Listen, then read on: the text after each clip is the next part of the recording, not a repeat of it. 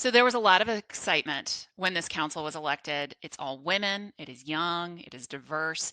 And I think a lot of people naturally thought that you would agree on everything, And I'm wondering, should the fact that you didn't in this instance be disappointing to people who felt that excitement, or should it be something to celebrate and learn from? And I'll start with you, Councilmember Necker. I think it's extremely exciting what we were able to do, and I was pleased and honored to get the attention we got when we were elected as this first all women extremely diverse council. But I also thought to myself, okay, now we actually have to do something. It's not just about appearing here; it's about how we're going to act in office. And I think what we did in this past week, um, not letting our internal divisions pull us apart, but working through them, each of us has a different story. Each of us has a different tale of some form of oppression, some form of otherness in our past or in our present.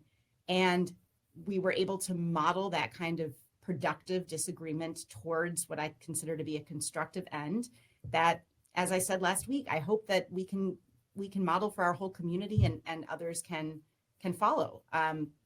So I'm really proud of how our council handled this issue, and I think we saw that we can be deliberative, we can take our time, and we can do it right.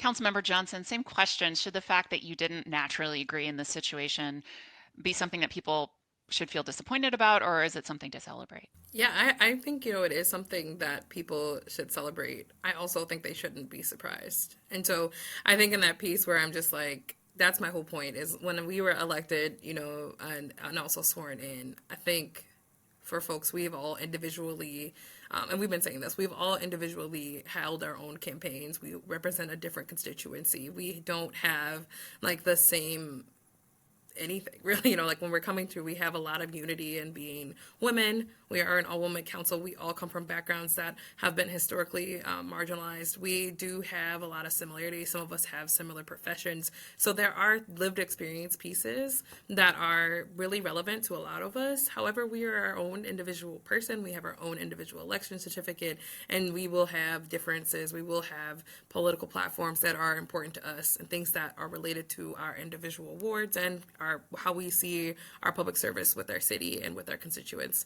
And so that's, something that I'm like, I 100% guarantee, I don't make promises, but it'll happen again where we will have a disagreement. But I think one of the things that people should celebrate and continue to think about is, again, the how, right? When we have disagreements, when we have spaces, I think that conversation and even just being grounded in the fact that we represent 46,000 people each individually, along with the city of St. Paul, will continue to be at the forefront of what we do.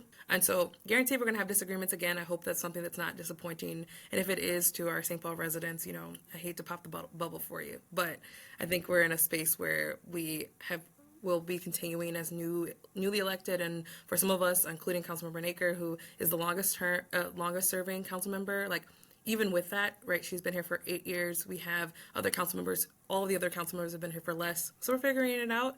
And I hope that people continue to offer that grace and patience with us and their opinion, because their values and their thoughts really, truly matter and are steps ahead. And so, keep continuing to contact your council member.